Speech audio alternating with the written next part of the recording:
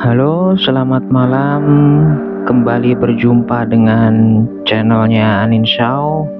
Semoga para pendengar semua dalam keadaan sehat walafiat.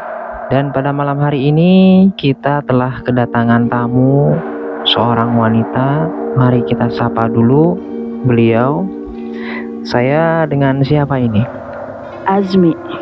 Oh, Mbak Azmi. Mbak Azmi dari mana, Mbak Azmi? Saya aslinya dari Bogor, Mas. Oh, dari Bogor.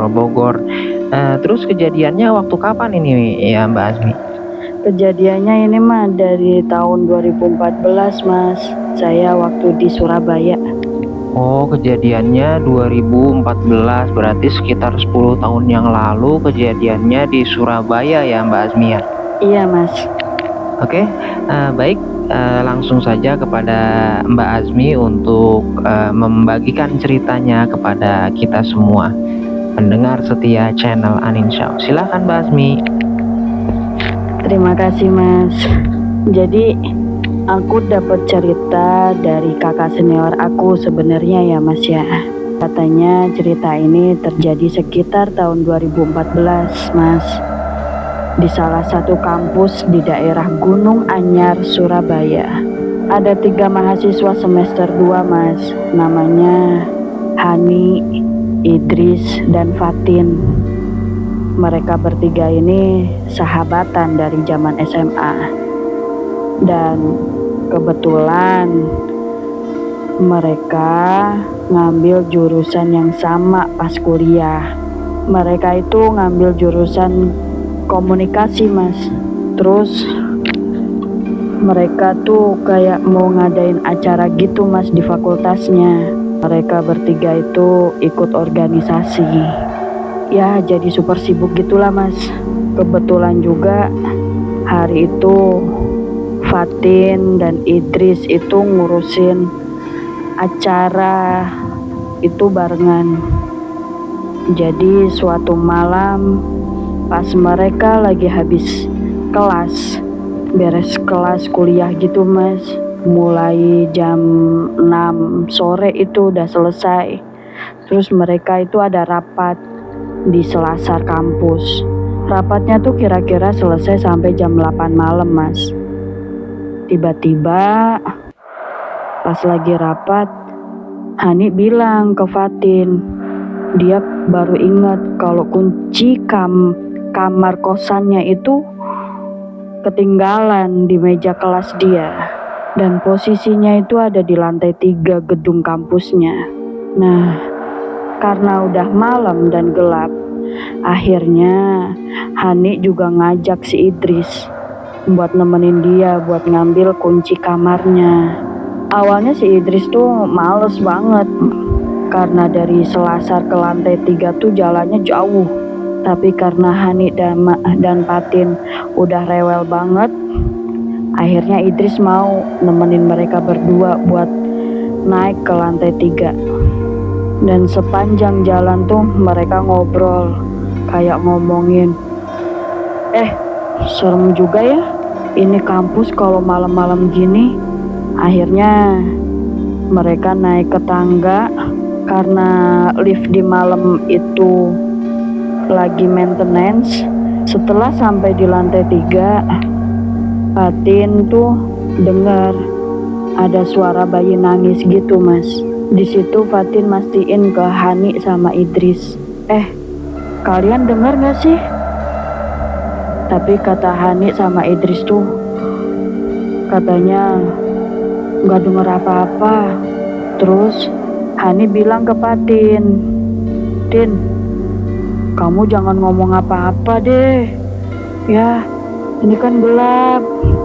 Jadi ternyata si Fatin itu punya indera keenam, Mas.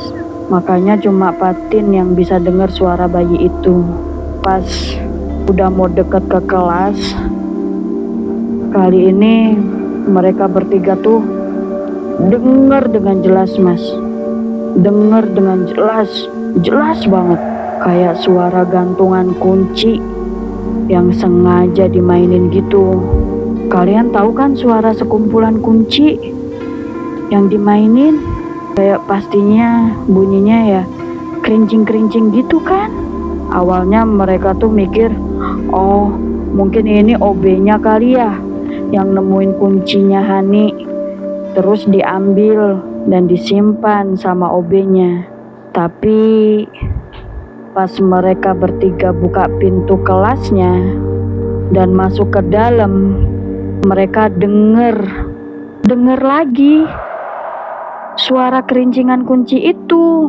Pas mereka lihat ke arah meja mereka, kuncinya Hani tuh kayak terbang dari meja ke atas, goyang-goyang ke kanan ke kiri.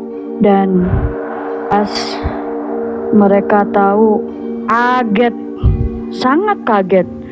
Dan tiba-tiba kunci itu jatuh ke meja dan langsung ada angin kenceng banget masuk ke ruangan kelas mereka. Tanpa ngomong apa-apa, Hani lari ngambil kuncinya. Ditungguin Fatin dan Idris di pintu kelas. Terus mereka bertiga lari ke bawah kenceng sekenceng-kencengnya. Gak peduli mau jatuh atau enggak, yang penting mereka tuh selamat sampai ke bawah.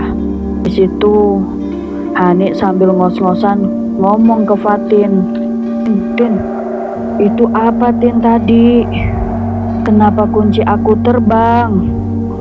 Terus Fatin dengan mukanya yang serius sambil bilang, udah gak apa-apa, kamu lagi apes aja. Akhirnya setelah mereka ambil kunci, pas balik ke selasar, ternyata rapatnya udah selesai dan mereka kembali ke kosannya masing-masing. Jadi Hani dan Fatin tuh satu kosan tapi beda kamar, Mas. Nih langsung mandi. Pas dia lagi keramas, tiba-tiba dia dengar dari dalam kamarnya ada suara bayi nangis lagi. Di situ Hani merinding sekali, mungkin ketakutan banget. Terus dia langsung cepet-cepet beresin mandinya. Terus pas dia udah selesai, dia keluar kamar mandi. Terus dia lihat ke kamarnya, tapi pas Hani lihat itu gak ada apa-apa. Karena dia gak mau keluar kamar, akhirnya Hani chat Fatin kalau Hani dengar suara bayi nangis. Tapi Fatin gak bales-bales. Nah Hani juga udah gak dengar suara apa-apa lagi. Jadi Hani coba berusaha merem dan tidur, Mas. Mungkin sampai sini aja, Mas, ceritanya. Ih, saya kok jadi merinding ya, Mas ya. Ya, oke, Mbak Azmi, ceritanya terjadi di Surabaya, di kampus berarti ya Mbak Azmi ini ya? Iya, Mas, di kampus. Oh iya. Oke, Mbak Azmi, terima kasih saya ucapkan kepada Mbak Azmi yang telah berbagi pengalaman ceritanya di channel Aninsyau, channel yang berisi tentang kejadian mistis, kejadian horor, kejadian tak kasat mata. Sekali lagi saya ucapkan terima kasih kepada Mbak Azmi dan selamat malam Mbak Azmi. Selamat malam, Mas.